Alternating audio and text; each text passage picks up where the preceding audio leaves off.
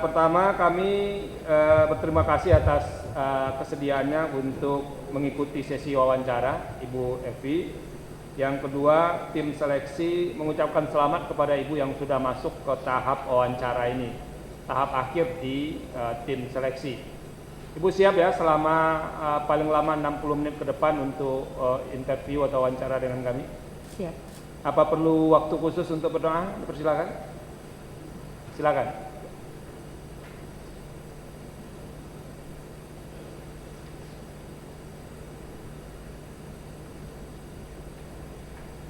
Selesai, Pak. Oke, terima kasih. Pertama kita minta kesediaan Ibu Betty Ali Sahwana. Selamat siang Ibu Selamat Evi. siang. Saya kalau melihat CV Ibu ya, Ibu cukup panjang pengalamannya sebagai penyelenggara pemilu ya. Pernah di KPU Kota Medan 2 periode. Iya. Kemudian juga sekarang ini ada sebagai anggota KPU Provinsi Sumatera Utara ya, dengan tanggung jawab sebagai koordinator divisi hukum dan pengawasan Iya. ya, dan wakil koordinator divisi teknis. Ibu menyebutkan bahwa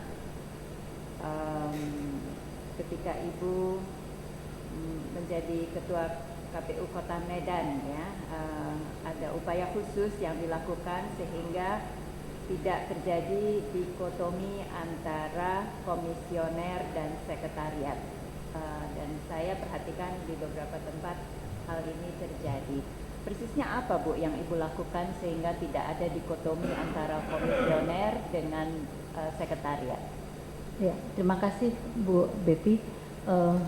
Kami di KPU Kota Medan pada waktu itu memang saya terpilih menjadi ketua KPU Kota Medan, dan dalam setiap kegiatan ataupun tahapan yang kita lakukan, kita selalu mengajak sekretariat rapat bersama.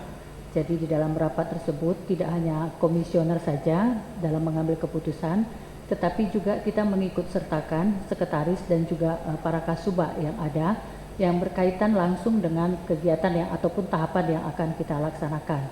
Nah, selanjutnya di dalam rapat tersebut kita terbuka untuk menerima masukan, saran yang tentu saja bagi sekretariat di KPU Kota Medan yang sudah yang terdiri dari para birokrat yang sudah terbiasa ya dengan pekerjaan-pekerjaan sekretariatan dan juga yang sudah punya pengalaman di dalam penyelenggaraan pemilu sebelumnya. Ini banyak masukan-masukan yang bisa kita terima dan jalankan, dan juga tidak terlepas juga kita melepaskan ataupun memberikan kebebasan kepada mereka untuk menjalankan keputusan yang dikeluarkan oleh rapat pleno, di bawah tentu saja pengawasan oleh KPU komisionernya. Inilah langkah-langkah pertama yang kita lakukan. Ada rapat rutin yang selalu kita lakukan bersama-sama, sehingga tidak terpisah antara komisioner KPU dengan sekretariat. Kemudian juga kita banyak melakukan kegiatan-kegiatan yang di luar daripada urusan kantor, yaitu kegiatan-kegiatan makan bersama dan sebagainya, sehingga untuk menimbulkan rasa persaudaraan ataupun kekeluargaan di antara komisioner dan juga sekretariat, sehingga komunikasi kita menjadi cair dan lancar, sehingga kita berkomunikasi sudah seperti keluarga saja. Jadi kalau ada yang bermasalah di satu tempat, ini bisa diselesaikan bersama-sama, sehingga ada gotong royong yang muncul di dalam menyelesaikan pekerjaan yang berkaitan dengan tahapan. Dan itu di provinsi juga terjadi hubungannya baik dengan sekretariat?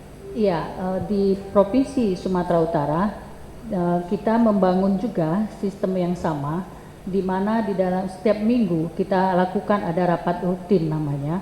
Di dalam rapat rutin ini juga kita melibatkan sekretariat. Jadi seluruh surat masuk maupun perintah dari KPU RI dan juga tindakan yang harus dilakukan baik berkaitan dengan. Baik Ibu, hanya jadi koordinasi itu iya, terjadi dengan baik iya. ya. Baik, Ibu menuliskan bahwa integritas Ibu 100%, ya, Iya. skor integritas. Yakin Bu 100%? Ya, saya yakin karena saya menjalankan tahapan dan menjalankan mengelola KPU sejak dari bawah juga. Saya selalu berdedikasi dengan tugas yang diberikan kepada saya dan menjalankan wewenang sesuai dengan apa yang diamanatkan dalam aturan, tidak melebihi kewenangan yang diberikan, dan juga saya membatasi diri di dalam pergaulan dan juga berkomunikasi dengan pihak-pihak di luar daripada KPU maupun penyelenggara. Ini saya lakukan. Begitu juga saya menunjukkan dalam keseharian saya bertugas di KPU, saya selalu sepenuh waktu memprioritaskan pekerjaan saya dan tidak bisa diintervensi. Dan saya menganggap diri saya adalah paling mudah di dalam mengambil keputusan karena tidak perlu mempertimbangkan hal-hal lain yang selain daripada aturan dan tahapan yang berjalan. Baik, ini ada beberapa laporan masyarakat ya yang saya ingin konfirmasi kepada Ibu. Ini ada yang pertama ya, kami memperoleh testimoni dari narasumber bahwa ketika Ibu Evi menjabat Ketua KPU Kota Medan, acap kali menunjuk langsung perusahaan tertentu yang memenangkan proyek KPU tanpa melalui mekanisme yang dibenarkan. Bagaimana komentar Ibu? Oh, tidak ada seperti itu, Bu. Karena bisa dicek langsung perusahaan-perusahaan yang ada yang bekerja sama menjadi rekanan di KPU Kota Medan itu tidak ada satupun yang berhubungan dengan saya, keluarga maupun teman-teman saya. Itu sudah jelas karena bagian daripada pengadaan terkait dengan pekerjaan pengadaan penunjukan itu dilakukan oleh sekretariat langsung, tidak ada kaitannya dengan saya. Dan itu kemudian juga di dalam tahapan yang berkaitan pelelangan dan pengadaan semua dilakukan terbuka, tidak ada bisa ditunjuk karena Kota Medan itu kan besar, Bu. Dalam pengadaan pemilu kami menggunakan lelang yang besar-besar itu kami lakukan dengan lelang terbuka. Nah, dan kalau yang kecil-kecil juga tidak ada? Tidak Bu, bisa dicek Bu langsung ke sekretaris yang sebelum-sebelumnya ataupun sekretariat bawah. Baik, di sini juga disampaikan bahwa berdasarkan hasil wawancara diketahui bahwa Ibu Evi dekat dengan PKS, Partai Golkar, dan Ikhwaluddin Simatupang, yaitu advokat yang sering menangani kasus-kasus pilkada dan juga merupakan mantan Ketua Panwas Kota Medan. Karena adiknya yang bernama Nur Lisa Ginting pernah mencalonkan diri sebagai wakil wali kota Medan diusung oleh partai PKS, PBB, PBR, dan PKNU. Apakah ada yang benar dari pernyataan ini? Yang benar, kakak saya pernah mencalon menjadi wakil wali kota yang diusung oleh partai PKS pada tahun 2010. Kakak saya, Nur Lisa Ginting. Dan soal kedekatan, tentu saja tidak ada kedekatan saya dengan partai politik. Semua partai politik saya layani dan saya perlakukan sama dan tidak ada perbedaan. Hanya memang kebetulan kakak saya pada waktu pencalonan tahun 2010 itu diusung oleh partai PKS. Itu saja, Bu. Pada waktu kakak Ibu Nur Lisa Ginting itu mencalonkan, Ibu waktu itu posisi Ibu sebagai apa? Sebagai Ketua KPU Medan. Ya. Dan itu pemilihannya berlangsung. Berlangsung. Bagaimana posisi Ibu ketika ada potensi konflik kepentingan seperti itu? Iya, pertama yang kami lakukan di KPU Kota Medan, saya itu tidak secara langsung mengumumkan, tetapi sudah dipublikasikan dan saya sudah ditanya oleh wartawan dan itu ada di dalam media. Bahwasanya saya mengumumkan kakak saya memang mencalon menjadi calon wali kota pada pilkada. Kemudian kami membangun mekanisme di internal pada waktu proses penerimaan pendaftaran dan penelitian berkas, yaitu di mana saya tidak memegang berkas yang berkaitan dengan pencalonan kakak saya dan itu dilakukan oleh teman yang lain, komisioner yang lain. Itu yang kami lakukan. Kemudian di dalam setiap pengambilan keputusan kami itu di bawah supervisi oleh KPU Provinsi. Jadi di dalam beberapa kali, kita ada lebih dari 3 kali itu dilakukan supervisi oleh KPU Provinsi, dan sampai pada saat kami mau menetapkan pasangan calon pada waktu itu, KPU Provinsi sendiri datang ke KPU Kota Medan untuk memastikan seluruh proses ini berjalan.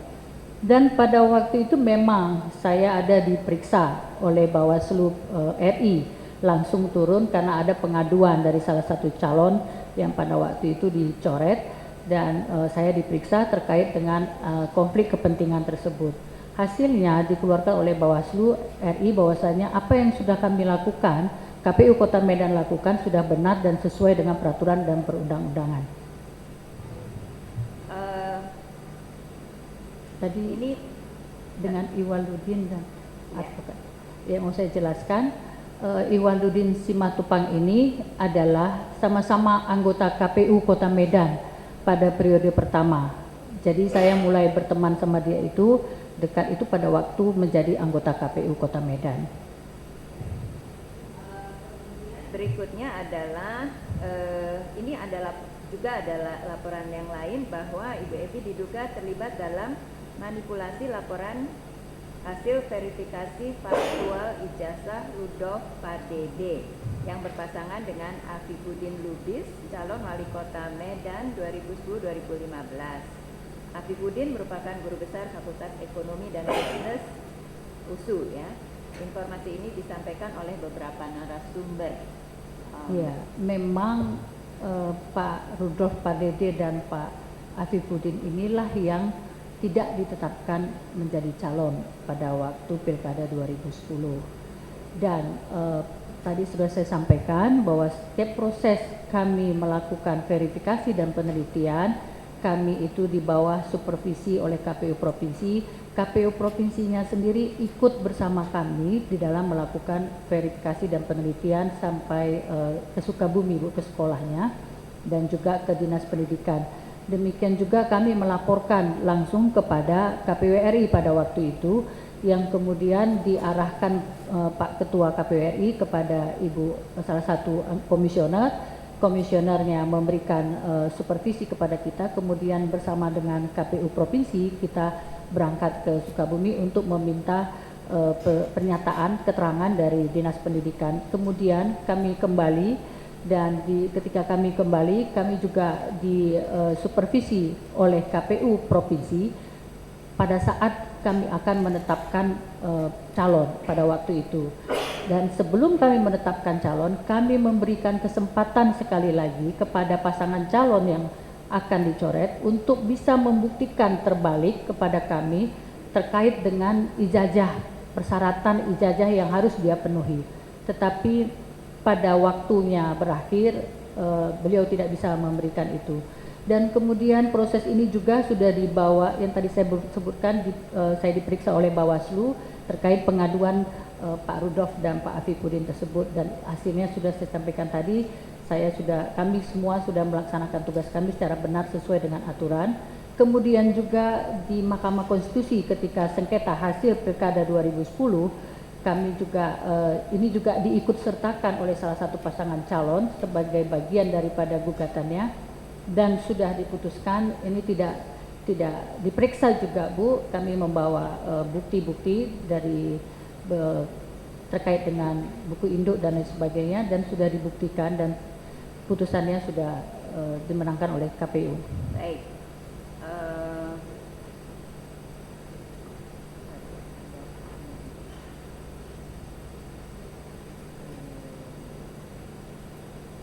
Oke, ini juga ada satu lagi ya, bahwa Ibu diduga memiliki kedekatan dengan Budiman Panjaitan ya, politisi dari Hanura. Apakah itu betul? Kayaknya Pak Budiman itu barangkali bukan dari Partai Hanura, Bu. Oh, Dia anggota dewan, Bu. Anggota DPRD Provinsi Medan. Ya, kalau saya tidak salah mungkin dari PDIP, Pak. PDIP. Oke, poinnya barangkali apakah betul itu? Tidak, Bu, tidak. Tidak ya. Tidak ada. Baik, terima kasih. Terima kasih Bu Betty. Jadi kalau ada masukan banyak juga klarifikasinya. Pak Haryono dipersilakan. Baik, Pak Ketua. Saya boleh menulis ya, Bu? Kalau melihat pengalaman yang Ibu, apa nih panggilannya gimana? Evi. Ibu Evi ya. Sudah pernah 2 kali di sana, pasti mengetahui persis ya persoalan-persoalan KPU Provinsi dalam hubungannya ke atas dengan KPU RI, dalam hubungannya ke bawah dengan kabupaten atau kota. Pengalaman-pengalaman itu kalau kemudian nanti akan jadi anggota, kira-kira bisa untuk memperbaiki persoalan apa itu? Ke atas punya pengalaman apa yang dari atas, ke bawah punya pengalaman soal praktek atau apa langsung yang bersinggungan dengan pelaksanaan. Kira-kira apa yang bisa diambil dari pengalaman itu nanti kalau toh akan jadi KPU dari, silakan. Ya, terima kasih Pak Haryono. Tentu saja banyak sekali yang sudah dialami ya, saya jalani di dalam penyelenggaraan pemilu, pilkada maupun pilpres. Ini menjadi pengalaman selama saya menjadi anggota KPU maupun ketua KPU Kota Medan yang berada di pada tataran implementator, pelaksana undang-undang dan peraturan yang berkaitan dengan pemilu. Ini menjadi pengalaman yang bagi saya sangat penting ketika saya duduk menjadi KPU Provinsi, di mana kami berperan sebagai koordinator dari penyelenggaraan pilkada, pemilu maupun pilpres. Nah, ini pengalaman-pengalaman yang saya dapatkan selama saya menjadi KPU Kota Medan ini membantu saya di dalam bisa memberikan supervisi kepada KPU Kabupaten Kota yang sedang menyelenggarakan pemilu maupun pilkada dan juga pilpres. Ini membantu mereka juga menyelesaikan ataupun bisa mengantisipasi, mencegah persoalan-persoalan yang akan timbul. Kemudian juga membantu mereka. Itu nanti pengalaman itu nggak usah disebut ya, kita tahu bahwa itu jelas dialami.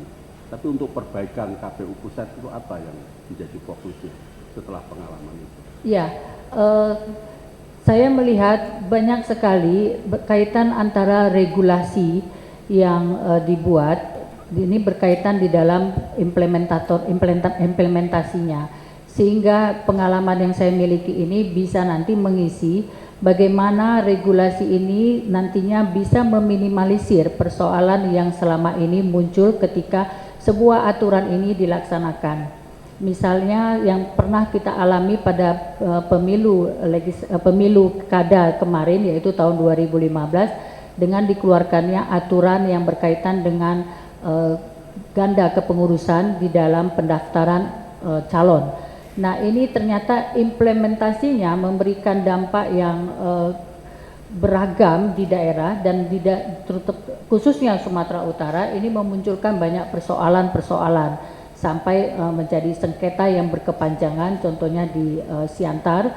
Ini akibat dari regulasi yang dikeluarkan terlalu masuk ke, yang saya nilai terlalu masuk ke dalam persoalan internal partai politik, sehingga dampaknya di bawah ini implementasinya menyulitkan teman-teman di KPU Kabupaten Kota, sehingga muncullah kasus-kasus sengketa yang berkepanjangan seperti misalnya di Siantar, sehingga dan juga adanya perbedaan pemahaman terkait dengan aturan yang ada. Ini tentu saja kalau kita berada di KPU RI, hal-hal yang berkaitan dengan regulasi yang seperti ini akan kita minimalisir, dan kita juga perlu juga mengetahui bagaimana misalnya kesiapan daerah di dalam menjalankan aturan yang akan kita keluarkan.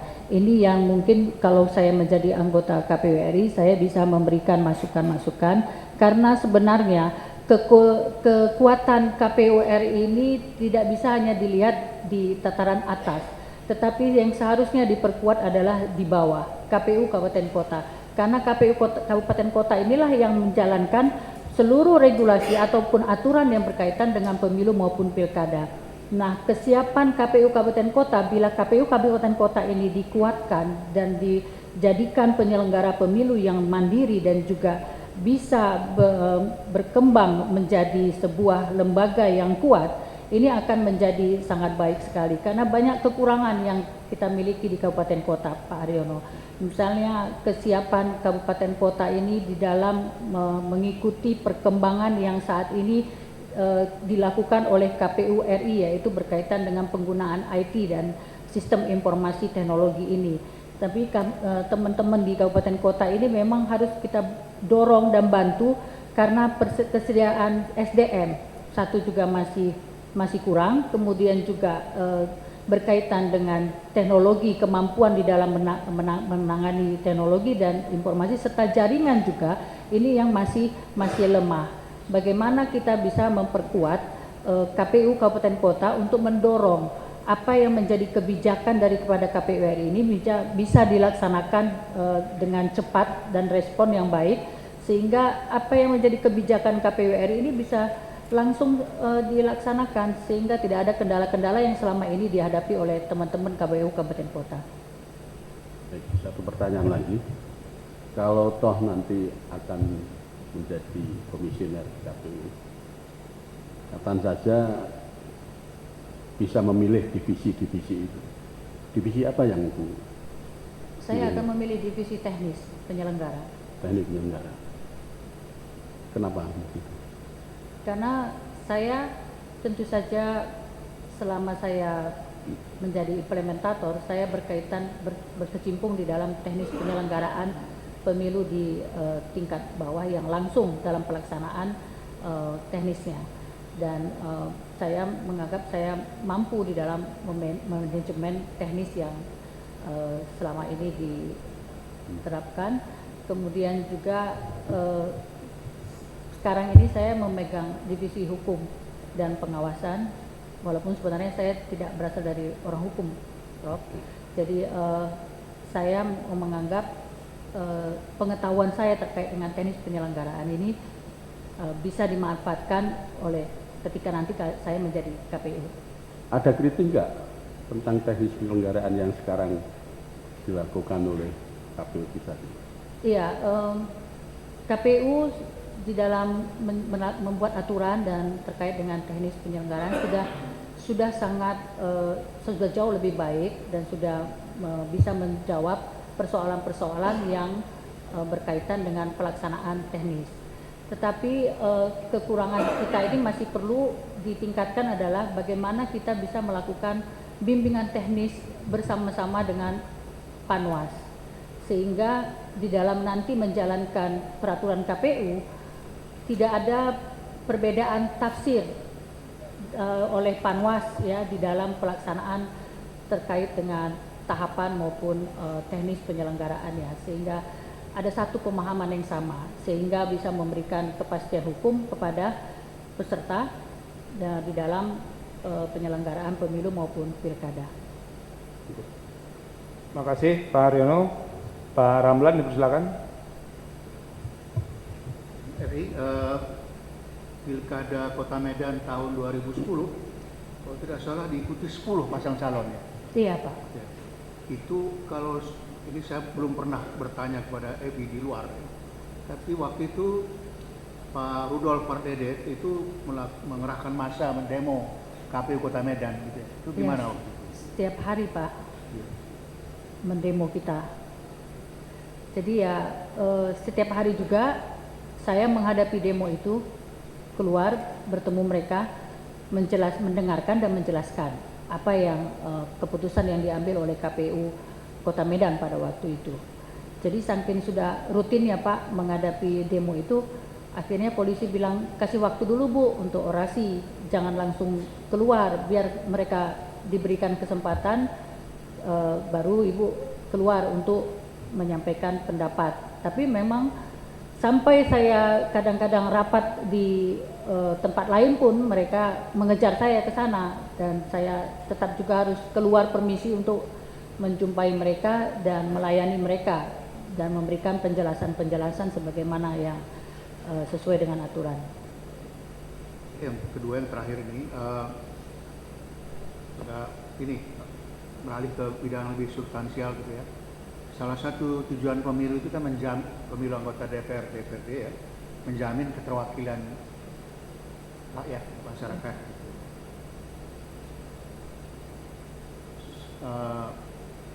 Di Jawa Barat, di Banten gitu ya, ada Kabupaten Lebak. Itu suku Baduy ya, Baduy luar itu sama sekali tidak terwakili di DPRD Kabupaten Lebak. Jumlah mereka cukup banyak. Kalau Evi nanti terpilih jadi anggota KPU, itu kan salah satu tugasnya kan penataan daerah pemilihan. Yang bagaimana apa yang akan dilakukan oleh Evi untuk menjamin keterwakilan berbagai kelompok etnik ini, terutama pada level kabupaten. Kalau di Papua itu praktis tidak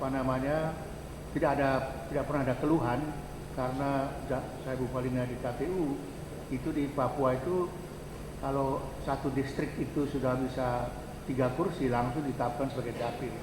Tapi daerah lain kan dulu kita arahkan 6 atau lebih. Nah, pertanyaan saya, apa yang akan dilakukan oleh Evi dan teman-teman di KPU untuk menjamin keterwakilan kelompok-kelompok etnik itu terutama di level DPRD kabupaten? Ya, terima kasih Pak Ramlan. Tentu saja perlakuan terhadap etnik-etnik yang suku-suku yang masih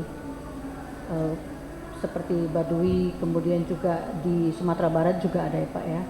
Ini juga perlu penataan yang khusus, saya pikir, bagaimana supaya masyarakat Baduy ini diberikan ruang ataupun kursi khusus yang tentu saja mereka itu melakukan pemilihan tidak bisa bersaing dengan oleh calon-calon yang lain. Maka kita harus bisa memberikan kesempatan kepada mereka untuk memilih pemimpin ya dari masyarakat mereka sendiri, dan kursi-kursi di DPR ini seharusnya juga diberikan khusus kepada masyarakat yang secara etnik maupun termarginalkan. Ini perlu diberikan tempat untuk bisa terwakili di DPR ataupun di DPRD, sehingga keterwakilan ini tidak hanya bicara soal keterwakilan one man one vote, tetapi juga bisa memberikan keterwakilan kepada etnis tertentu maupun masyarakat tertentu yang perlu diberikan ruang sementara untuk mereka bisa terwakili. Ini kalau dibuat kursi khusus gitu, itu harus melalui undang-undang kan? Iya. Dan itu bukan otoritas KPU. Tapi sepanjang masih dalam otoritas KPU, apa yang bisa dilakukan? Itu kan contoh konkret juga. Kalau diberi jatah kursi itu harus melalui undang-undang, seperti perempuan gitu misalnya ada undang-undang. Tapi ini tidak, dalam undang-undang kita tidak ada ketentuan yang mengatakan bahwa kelompok etnik tertentu harus punya kursi ini. Kalau di Pakistan itu misalnya ada suku dan juga agama juga beda gitu, itu memang diberi jatah 3 kursi, tapi di sini nggak ada. Maka apa jalan lain yang bisa ditempuh oleh KPU sepanjang masih dalam koridor otoritas KPU? Ya, yang bisa dilakukan oleh KPU adalah penataan dapil. Penataan dapil yang dapilnya nanti ditata sesuai dengan kedekatan geografis, dimasukkan ke dalam penataan dapil tersebut, tetapi tentu saja diberikan kursi yang jatah kursi yang lebih besar untuk bisa misalnya diberikan kesempatan kepada mereka bisa mengusung dan terpilihnya wakil dari mereka. Karena apakah nanti terpilih atau tidak itu soal pemilih. Tapi misalnya contoh tadi di Kabupaten Lebak itu suku Baduy luar ya, kalau Baduy dalam memang dia tidak mau milih kan. Itu ada di 2 atau 3 kecamatan. Ya. Nah itu tidak boleh dipecah Pak. Okay. Mereka itu harus tetap dalam satu kecamatan yang satu dapil. Kalau dipecah ini akan membuat mereka makin sulit untuk terpilih. Oke, yes, Pak Niko. Terima kasih Pak Ketua. Ibu Evi, di Sumatera Utara itu ada 30-an lebih kabupaten kota ya Bu ya? 33 Pak. 33 ya? 33 Pak. 33. Ibu sudah berkunjung semua Bu? Sudah saya kunjungi Pak. Saya 5 kabupaten Nias sudah saya kunjungi. Sudah Pak. Pada saat pembentukan KPU kabupaten dan juga Panwas dan segala macam, Ibu punya catatan nggak? Terkait rekrutmen Ya. KPU. Oh ya, saya memang tertarik sekali Pak. Terima kasih pertanyaannya Pak, karena berkaitan ketika kami membentuk KPU Kabupaten Kota. Jadi pada waktu itu kami menerima 10 calon yang sudah dipilih oleh tim sel diberikan kepada kita, tetapi pada waktu itu justru yang paling banyak masuk laporan kepada kita itu berkaitan dengan tim sel ya Pak. Jadi laporan masyarakat adalah yang terlibat partai politik, ada yang persyaratannya tidak memenuhi dan lain sebagainya. Jadi ini tentu saja sangat mempengaruhi kepada hasil yang dihasilkan oleh tim sel pada waktu itu. Nah, saya melihat memang ada banyak persoalan di dalam kualitas dari seleksi yang dilakukan, rekrutmen yang dilakukan. Jadi kalaulah nanti saya menjadi KPU RI, saya akan fokus juga untuk melakukan penataan terhadap tata cara rekrutmen KPU Kabupaten Kota, karena ketika rekrutmen itu diberikan kepada pembentukan tim selnya kepada masing-masing daerah, ini dibentuk tim sel kan setiap daerah 33 kabupaten kota punya tim sel. Nah, SDM yang berkaitan untuk mendapatkan tim sel yang berkualitas ini di daerah masih sangat sulit Pak, masih susah didapatkan. Sehingga hasil yang tentu saja diharapkan juga tidak bisa kita berharap banyak. Nah, oleh karena itu penataan rekrutmen, tata cara rekrutmen nantinya saya harapkan bisa dilakukan dengan menggunakan rayon. Jadi ada berapa zona mungkin yang dibuat Pak, 3 atau 4, mungkin bisa sampai 5 zona, sehingga tim sel yang terbentuk itu, karena tentu saja di ibu kota provinsi kebanyakan SDM yang berkualitas. Jadi tim sel ini bisa kita rekrut hanya di dalam beberapa zona, sehingga kualitas tim selnya juga bisa lebih baik. Kemudian juga kita tentu saja berharap dengan kualitas tim sel yang ada ini juga bisa menghasilkan rekrutmen yang baik juga. Tapi juga kaitan dengan proses tahapan daripada seluruh rekrutmen ini juga perlu dilakukan perombakan-perombakan yang signifikan, yang tentu saja saya melihat bagaimana proses ketika saya mengikuti seleksi KPU RI ini juga saya melihat memang cukup baik ya Pak ya, sangat baik, sehingga ini perlu diikuti di dalam rekrutmen di tingkat bawah nantinya. Demikian Pak. Apakah selama ini juga melakukan kerjasama dengan masyarakat kampus Bu?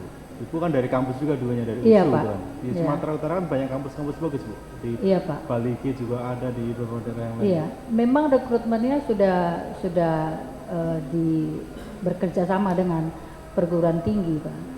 Tapi karena pada waktu itu kan pembentukan tim sel kami belum menjadi anggota KPU provinsi Pak.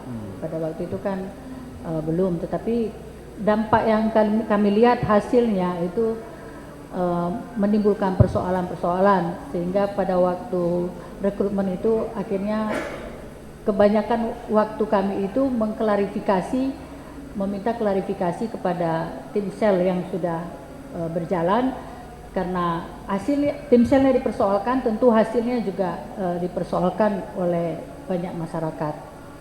Itu Pak yang kami alami. Satu lagi Bu, Ibu saat ini sedang meneruskan kuliah S3 ya Bu ya? Iya Pak. Ibu penelitiannya tentang apa Bu? Kenapa Pak? Penelitiannya tentang apa Bu? Saya kemarin baru terakhir ikut kolokium tentang etika dan budaya politik dalam pemilu kada Pak, di Sumatera Utara. Jadi waktu sidang itu saya diminta untuk tidak mengambil kedua, itu disuruh memilih salah satu, apakah etika atau budaya politik. Karena ketertarikan saya terkait dengan etika sekarang ini yang berkaitan dengan etika peserta pilkadanya. Jadi kalau KPU-nya, penyelenggaranya sudah ada Dewan Kehormatan Penyelenggara Pemilu yang menjadi penjaga etika penyelenggara, tetapi terkait dengan peserta pemilu di dalam pengalaman mengawasi dan mengikuti perjalanan Pilkada 2015 yang serentak, saya melihat banyak persoalan juga dimulai dari peserta pemilunya sendiri, sehingga perlu dibangun sebuah etika bagi peserta pemilu. Ketika dia sudah mendaftar menjadi calon, maka dia harus diikat dengan etika. Walaupun sebenarnya dalam aturan-aturan pidana sudah ada aturan yang mengikat terkait dengan kampanye. Karena Ibu tertarik dengan masalah etika ya Bu ya, Ibu tadi menyinggung DKPP ya Bu ya. Kalau menurut Ibu, siapa yang harus mengawasi DKPP Bu? Siapa yang menjadi pengawas dari pengawas Bu? DKPP, saya pikir DKPP kan sudah dipilih dari orang-orang yang berintegritas, independen. Unsur-unsur yang masuk di dalam DKPP itu juga ada unsur KPU dan unsur Bawaslu, dan karena ini terkait dengan etika, saya pikir tentu saja yang mengawasi itu adalah masyarakat. Masyarakat bisa misalnya melakukan pengawasan terkait dengan apa yang dijalankan ataupun dilakukan oleh DKPP, termasuk juga hasilnya, karena tentu DKPP bertanggung jawab kepada masyarakat dalam hal ini berkaitan dengan kinerja yang mereka lakukan. Cukup, Profesor Komarudin Hidayat. Terima kasih. Saya akan lihat dari sisi human interest saja ya. Apa yang mengasihkan Anda di KPU itu rasanya? Anda happy tidak di KPU itu? Saya happy Pak. Apa itu yang membuatnya happy? Ya karena bekerja ketika kita menjalankan KPU ini, ternyata saya pertama sekali memang saya masih apa ya Pak ya, waktu tahun 2003 masih terkejut juga Pak berhadapan dengan partai politik dan sebagainya. Tapi kemudian saya melihat ternyata ketika kita menegakkan aturan, menjalankan aturan dengan baik dan benar, punya pengaruh terhadap partai politik. Ya. Kemudian ketika kita sudah menyelesaikan tahapan dan menghasilkan hasil pemilunya ada, kita juga bisa berbangga. Ternyata kita bisa sudah berbuat menjaga suara yang diberikan rakyat itu ada ternyata peran saya. Dan ini menjadi kemudian membuat saya menjadi seperti terus ingin melakukan hal-hal yang sama juga. Bagaimana ketika saya ada di sini, saya tentu harus berpengaruh dan bisa melakukan sesuatu dengan apa yang menjadi keputusan saya itu saya lakukan dengan benar gitu, terlepas dari persoalan yang dihadapi. Ada nggak satu pengalaman best practice yang bagi Anda sangat mengesankan sebagai sebuah achievement? Misalnya apa? Ya ketika misalnya keputusan-keputusan yang kami buat, walaupun di luar ya orang sudah ribut dan lain sebagainya menuduh kita, terutama ketika saya Pilkada 2010 Pak, tentu saja pembunuhan karakter terhadap saya itu terjadi habis-habisan, padahal masyarakat tidak tahu keputusan yang dikeluarkan oleh KPU itu bukan oleh ketuanya, bukan saya sendiri yang mengambil keputusan itu, karena kami mengambil keputusan kolektif kolegial. Apa Jadi, waktu itu tuduhan yang dialamatkan sebagai pembunuhan karakter itu? saya kejam lah, otoriter dan lain sebagainya itu muncul gitu Pak. Jadi sampai ada yang menyebutkan saya itu ratu paling kejam di dunia itu, sebutannya kepada saya gitu. Padahal saya kan tidak mengambil keputusan itu sendiri, tetapi kami mengambil keputusannya bersama. Cuman karena saya ketua, saya menjadi corong kepada publik. Inilah yang kemudian ketika kami diperiksa, kami bisa membuktikan ternyata kami itu bekerja sudah benar dan Iya. sesuai dengan aturan. Pertanyaan ini penting ya, kerja dengan happy atau tidak itu ya, karena mempengaruhi stamina, antusiasme ya. Iya, iya. Sebab kalau orang itu kerja tidak ada antusiasme itu tidak akan maksimal. Betul Pak. Tapi kadang-kadang melupakan yang lain. Nah, terus bagaimana Anda memanage emosi waktu dengan keluarga?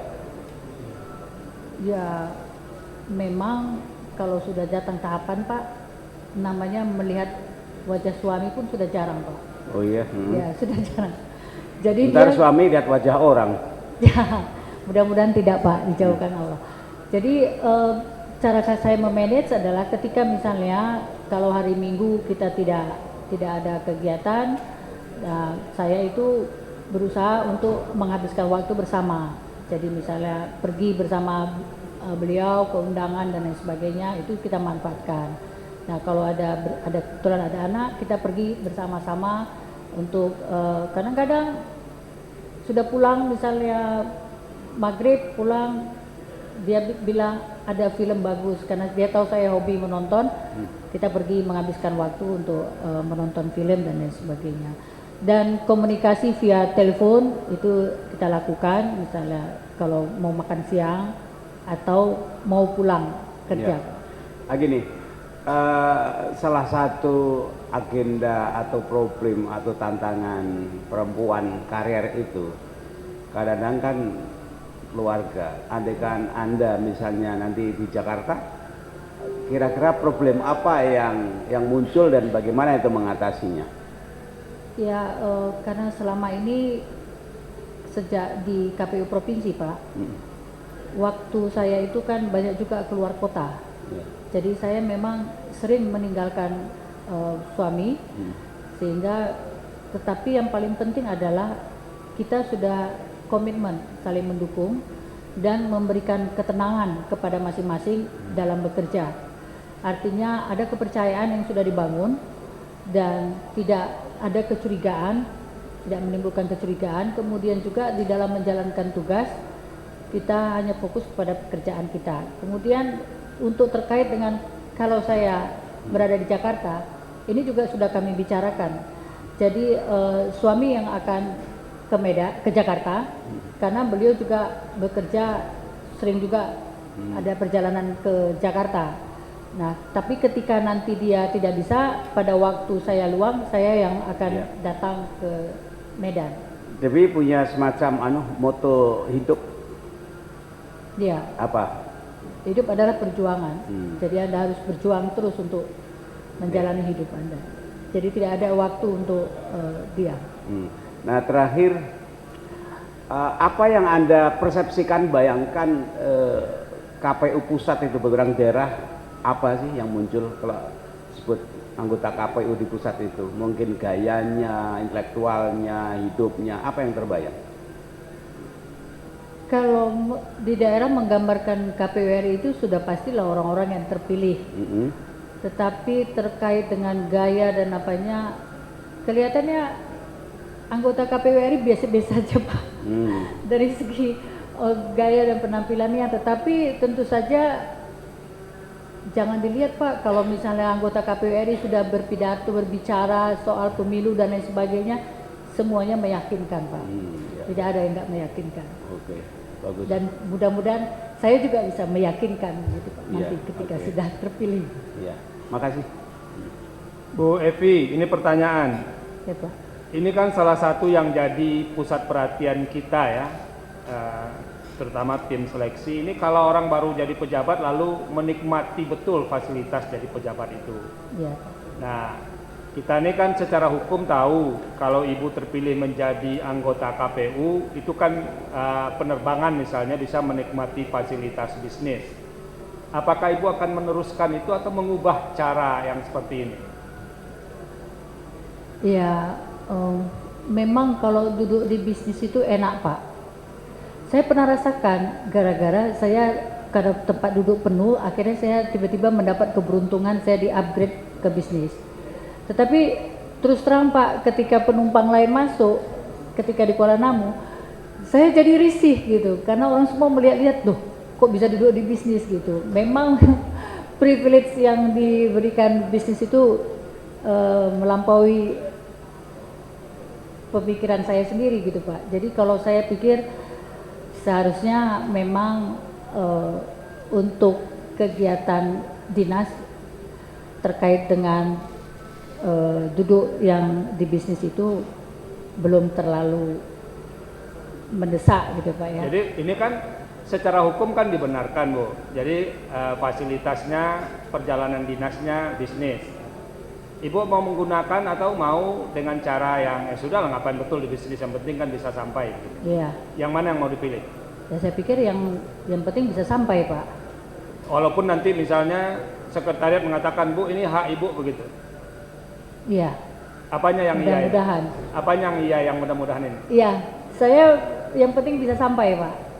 Enggak, ini Karena bertegas-tegas ini sebetulnya. iya Pak, yang tadi itu saya bilang. Yang mana ini? Yang penting bisa sampai, tidak perlu misalnya mendapatkan mau menggunakan tetap fasilitas bisnis atau misalnya ya sudah tidak perlu.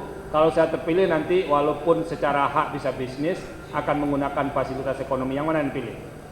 Yang menggunakan fasilitas ekonomi biasa saja Pak. Oke, jadi kita lihat nanti ya kalau Ibu terpilih. Ya insya Allah Pak. Iya. Oke, Pak Hamdi, cukup. Pak Erwan, masih ada waktu. Ya, silakan satu Pak Erwan. Terima kasih Ketua. Selamat siang Bu Evita ya. Tadi ada banyak sekali klarifikasi dari Bu Betty ya terkait dengan posisi Ibu sebagai komisioner dan pernah jadi ketua KPU. Nah, kalau nanti Tolong dimatikan. Ini di atas. ada suara lain nih, suara dari langit.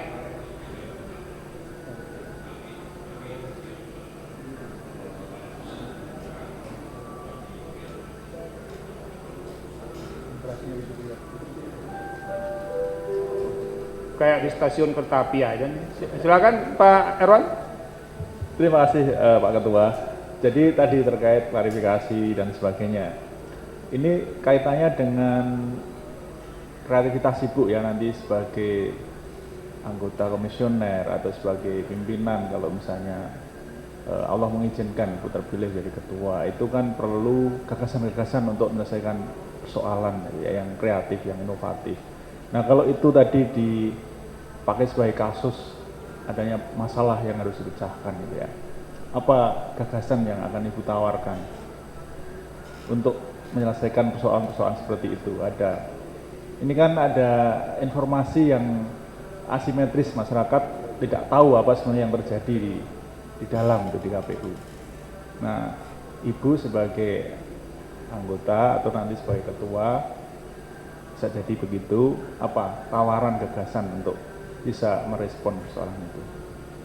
Ya, tentu saja KPU kalau terkait dengan tahapan ataupun keputusan yang diambil, ini tentu saja harus bisa mensosialisasikannya dengan baik.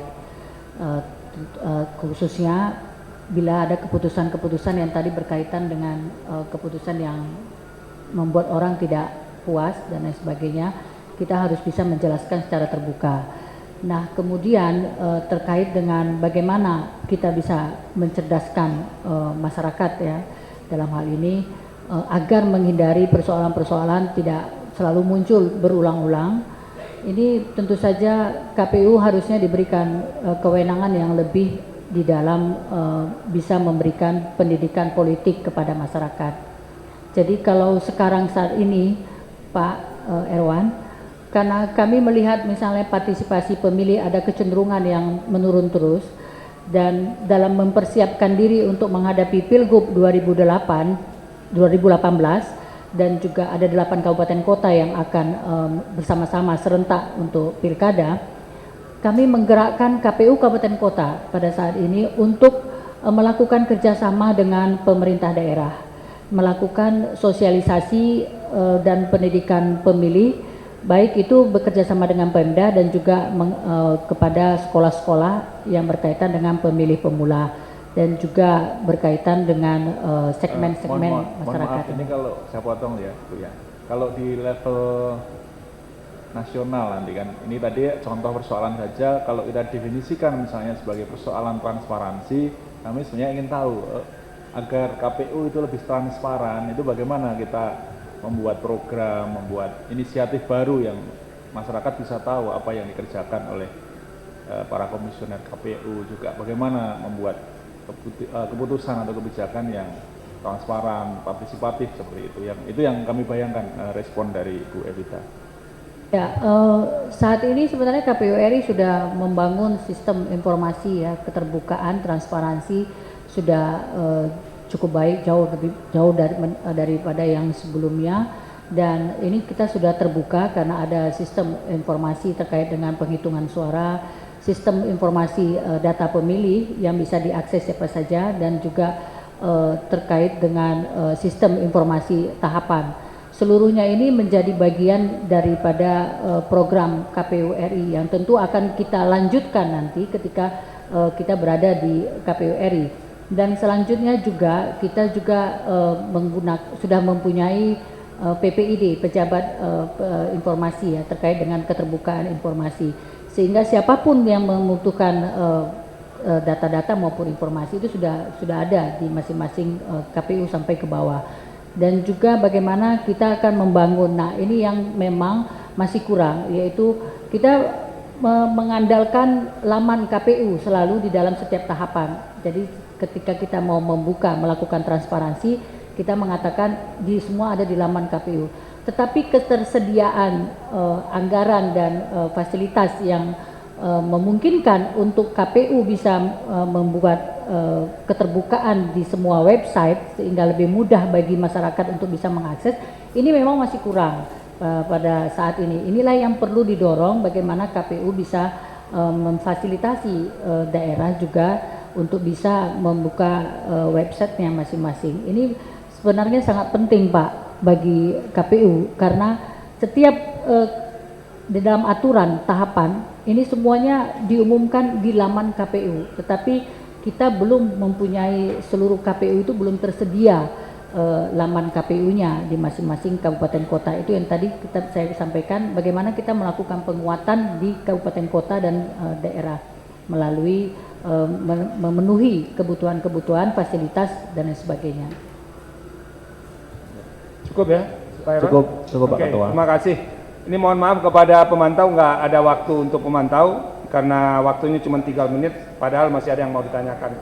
Ibu Evi, kalau Ibu terpilih menjadi salah satu calon anggota terpilih menjadi anggota KPU nanti, itu kan baru 1 orang dari 7 orang. Siapa sih 6 lain di antara 35 nama yang bisa bekerja sama dengan Ibu? Paling tidak penilaian subjektif Ibu Evi. Silakan. Terima kasih. Yang pertama tentu saya menyebut nama saya sendiri Pak. Iya itu sudah pasti. Ya, dari nama saya. Makanya saya tanya 6 yang lain. Oh iya, 6 lain Pak. Ya. Baik, pertama Ibu Ida Budiati. Oke. Kemudian Pak Ferry Rizkiansah. Ferry Rizkiansah, oke. Ya, Pak Arif Budiman. Arif Budiman. Pak Sigit Pamungkas. Sigit Pamungkas. Pak Hasyim Asyari. Hasyim Asyari. Kemudian Ibu Handi Mulyaningsih dari Handi Mulyaningsih. KPU Lampung. Oke. Saya tahu masing-masing. Sudah, nggak perlu nggak komentar. perlu. Ya, tidak perlu komentar. Terima kasih.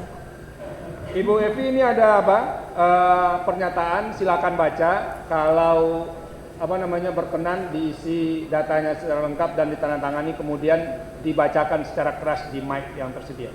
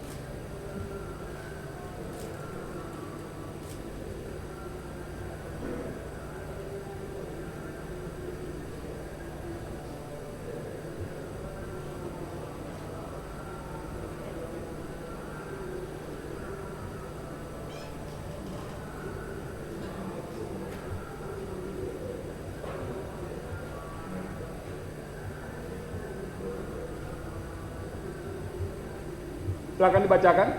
Ya, surat pernyataan saya yang bertanda tangan di bawah ini nama lengkap Evi Novida Ginting Manik, nomor 114 KPU, alamat Komplek Tasbih Blok SS nomor 99, Medan Selayang, Medan, menyatakan apabila terpilih menjadi salah seorang calon anggota Komisi Pemilihan Umum KPU RI yang diusulkan oleh Presiden kepada DPR RI, bahwa saya tidak akan melakukan kegiatan penggalangan dukungan politik yang berpotensi mempengaruhi dan garis miring atau merusak integritas dan independensi KPU RI sebagai penyelenggara pemilu. Yang membuat pernyataan Jakarta 24 Januari 2017, Evi Novida Ginting Manik. Ditandatangani, Pak. Terima kasih Bu Evi atas waktunya, dan kita sangat menghargai dan mengapresiasi atas kehadirannya untuk sesi wawancara ini. Proses berikutnya akan menunggu perkembangan di Timsel, tapi kami mendoakan Ibu baik-baik saja dan bisa kembali bekerja seperti sedia kala. Terima kasih, kita sudahi sesi pagi menjelang siang ini. Billahi taufik wal hidayah, selamat siang, Assalamualaikum warahmatullahi wabarakatuh.